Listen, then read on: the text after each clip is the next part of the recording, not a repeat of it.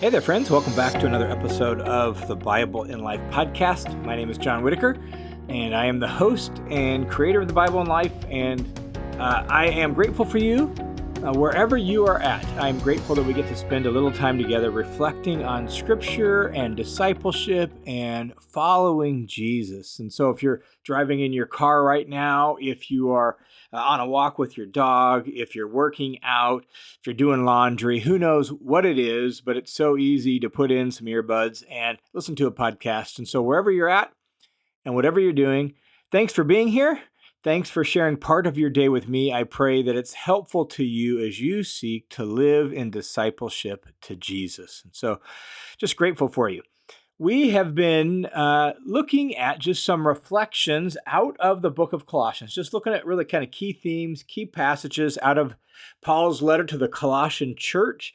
And today we're going to talk about something that's a little bit more of a heavy topic that grows out of some of the things Paul says in Colossians. And yet, even though it's a heavy subject, I think what Paul says about it is incredibly insightful and very meaningful for you and for me. So let me begin by reading a little excerpt from a book written by Tim Keller, written a number of years ago, called Walking with God Through Pain and Suffering. It's really at the very beginning of the book. So I want to read you just how he opens this book. He says, "Suffering is everywhere, unavoidable, and its scope often overwhelms.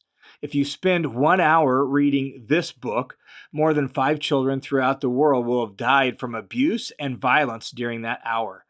If you give the entire day to reading, more than 100 children will have died violently. And this, of course, is only one of innumerable forms and modes of suffering. Thousands die from traffic accidents or cancer every hour, and hundreds of thousands learn that their loved ones are suddenly gone. That is comparable to the population of a small city being swept away every day, leaving families and friends devastated in the wake." And that's just the reality. And that's only talking about the kind of suffering that results from death and all of that. When you put it all together, even those who suffer in agony and in pain and in grief and in loss, suffering, as Tim Keller said to open that book, it's unavoidable, it's everywhere, and it's often overwhelming. And we know this. We try to hide it, right? We try to ignore it. We try to distract ourselves from it. But in our honest moments, we know that suffering is unavoidable. It's everywhere. We might have our own form of sufferings that we are currently grieving through or dealing with. We try to force out of our mind the thought that at any moment, painful suffering could come upon us through an accident, through disease, through the death of a loved one. Suffering is just unavoidable. That's what Tim Keller says, and he's right. He's dead on. And one of the things that strikes me about modern society, especially modern Western societies, is that we really have no framework for seeing suffering as having value. By and large, modern Western societies have adopted a view of suffering as the fact that it is valueless. Suffering has no value. It's an interruption. It's always pointless and useless. It's something to be avoided at all costs because it's worthless and it's valueless. That is, by and large, I think, the general view of Western societies. And yet those of us who follow Jesus and who know the Scriptures know that the Scriptures have a very different perspective, and Jesus himself has a very different perspective on suffering. While he acknowledges that this suffering is everywhere, right? John chapter 14 and 16, in this world you have suffering, you have tribulation, affliction, hardship, just part of it. In this world you have that. Jesus acknowledges what Tim Keller acknowledges, that it's everywhere and it's unavoidable. And yet Jesus believes it has purpose and it has value. Not that suffering is inherently good. The Scriptures aren't that foolish or that naive as to pretend as if pain is good. No, suffering is still a mark of a world gone wrong.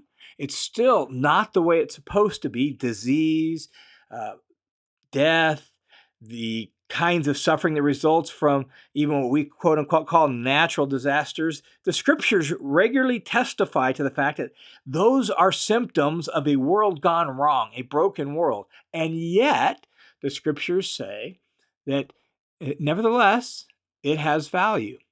And there's this little passage here in the book of Colossians, Colossians chapter 1, picking up in verse 24, where the Apostle Paul offers some thoughts about his own suffering and the church and Jesus that are really powerful for us to hear. Paul's talking about his ministry, and when he writes Colossians, he is in he's in prison. Likely the incarceration mentioned at the end of the book of Acts, where he sat in Roman arrest or Roman incarceration for 2 years in the city of Caesarea on the coast of Judea.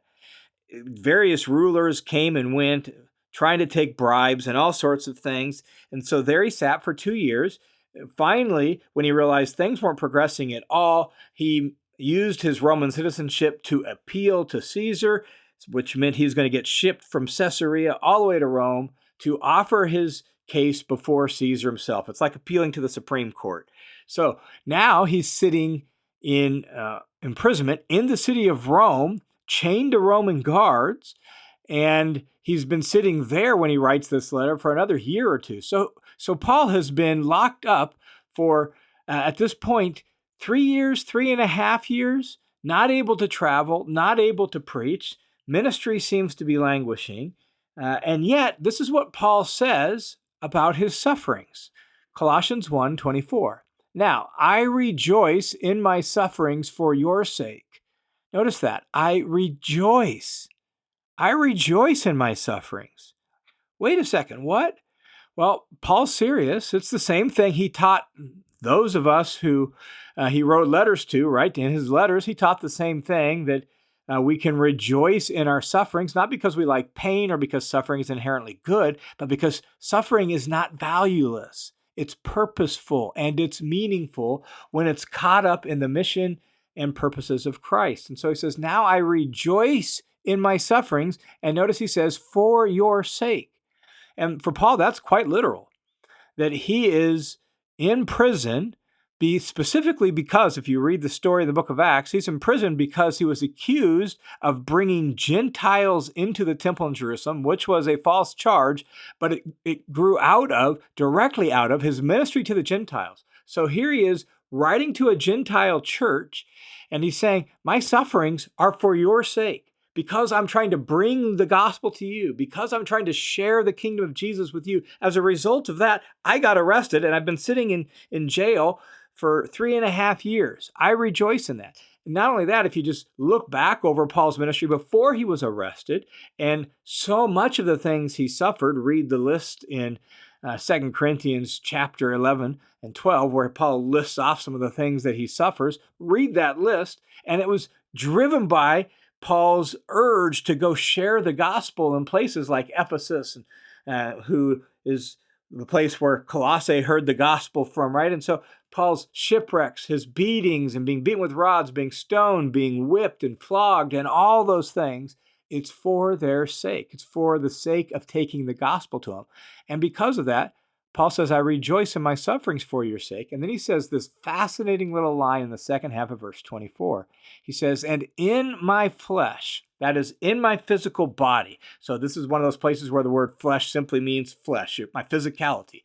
In my physical body, I am filling up what is lacking in the afflictions of Christ on behalf of his body, which is the church. So Paul is saying, in my flesh, in my physical body, I'm filling up what's lacking in the afflictions of the Messiah, the afflictions of Christ on behalf of his body. Now, that phrase, filling up what is lacking in the afflictions of Messiah, has generated various views and various debates among scholars. And if you want to know some of the various views, you can check out my commentary on the book of Colossians on the listener's commentary and listen to this passage where I'll give a handful of different views of this passage.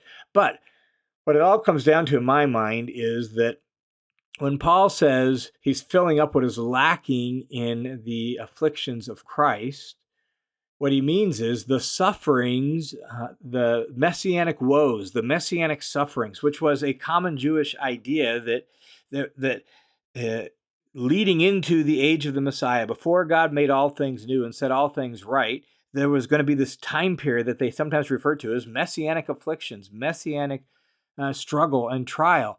Well, Paul now knows that Messiah has come, and yet all things still haven't been made right. God's people still have to suffer. There's still suffering that's going to happen. And because we are Christ's body, when we suffer, he suffers. And so in Paul's mind, what he's getting at is not that somehow his suffering deepens the well of atonement that's missing from Jesus' atoning sacrifice. What he's referring to is just the sufferings that result from being aligned with the Messiah as the Messiah is trying to bring his kingdom into this world and make all things new. And Paul is saying that he's doing his part to take as much of that on himself as he can so that it benefits the body of Christ, and hopefully maybe to deflect some of that from other Christians as well, to absorb some of that into himself. Now, when you hear that, what I want you to hear, in view of what we've said already, is this means that suffering is valuable and purposeful and meaningful, that Paul is participating in King Jesus' suffering to make all things new. He's participating in King Jesus' suffering to bring righteousness and justice to this world. He's participating in King Jesus' kingdom, which currently is at odds with the kingdom of this world. And as a result, there's conflict and opposition, and suffering results. And therefore, for Paul, he can rejoice in these sufferings because these sufferings are meaningful and purposeful. He goes on in verse 25 to kind of amplify this thought by saying, I was made a minister of this church according to the commission from God granted to me for your benefit, so that I might fully carry out the preaching of God's word. And he in his ministry, therefore, is preaching God's word, preaching the gospel, bringing the kingdom to bear.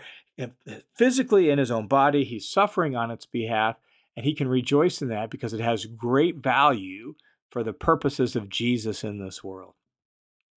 And that's terribly important for us just to kind of reflect on and to sit with. That as we give our lives to Jesus, and as we give our lives to serving Jesus, our suffering is not wasted, and it's not pointless. Even suffering that doesn't come like Paul's directly from our ministry on behalf of Jesus, that might just come from being in a fallen world, whether it's suffering through disease or early death or an accident, right? Even that suffering can be a means of displaying to the world that we have incredible hope, displaying to the world a way to suffer in hope for the glory of God and for the kingdom of Jesus. And in that regard, it too has great value, and we can learn to rejoice in it. I think that's why James in his letter can say, count it all joy, my brothers and sisters, when you encounter various kinds of trials, because you know that the testing of your faith produces endurance. And let endurance have its perfect result in you, that you might be mature, complete, lacking in nothing. So that suffering not only can benefit others by us displaying the hope and the goodness and the wisdom and the grace of Jesus to the world, it also can benefit us by forming our character and faithfulness and Christ-likeness. And so all of that takes this reality that Tim Keller mentioned. Our suffering is unavoidable in this world. Opposition is somewhat just part and parcel of it, and pain and heartache just goes with the territory, but it's not meaningless. It's valuable. And Tim Keller himself lived that. He lived that because his last year of life was marked by a serious battle with cancer, to which he lost and graduated to glory to be with his Savior. And the way he suffered and died through cancer was a testimony of this fact, that he learned these lessons well, that he walked with God, as the title of the book says, he walked with God genuinely through pain and suffering right to the end, as a testimony to the hope he had in Jesus, and to the fact that he knew a new world was coming where everything would be made right, and there would no longer be any pain or any mourning or any death, because the first things had passed away. And when we learn that lesson and we can suffer well because of it, then like Paul, we can rejoice in our sufferings, and we can do our part, however smart it might be, right? However small our part might be, we can do our part to fill up in our body just a little bit of those sufferings of the Messiah on behalf of this world until the final day when he says enough's enough and he makes all things new. And that, my friends, means that even your suffering is not wasted. And so wherever you're at, whatever you're going through, whatever befalls you in the future, I pray you'll remember this lesson from Tim Keller and the Apostle Paul, that we get to participate with Jesus in suffering to make this world new. We get to participate with Jesus in serving to the point of exhaustion, as Paul even ends this paragraph in Colossians to talk about, right? That he labors and he strives and he does so to the point of exhaustion for the sake of Jesus. And all of that can be a way of testifying to the great hope we have in Christ, that there's a new world coming, and someday all things will be the way King Jesus wants them to be. And so I pray that's as encouraging to you as it is to me. Hey, thanks for tuning in to this episode of the Bible in Life podcast. Bible in Life podcast, as well as the listener's commentary and some of the other resources I put out, are made available because of the generosity of all sorts of people just like you. So thanks a ton for your support to those of you who donate faithfully. And if you have been impacted or blessed by this ministry, could I invite you to consider joining the team of supporters? You can do so by swinging over to johnwhitaker.net, click the Give button. It'll redirect you to a page, my page, through World Family Mission, a registered nonprofit, where you can put in a one-time gift, or you can put in an amount, check a little box that says make this monthly, and you can give a monthly recurring donation. And so thanks a ton in advance for your support. And may God continue to lead you and strengthen you as you faithfully serve Him. God bless. I look forward to talking with you again next week.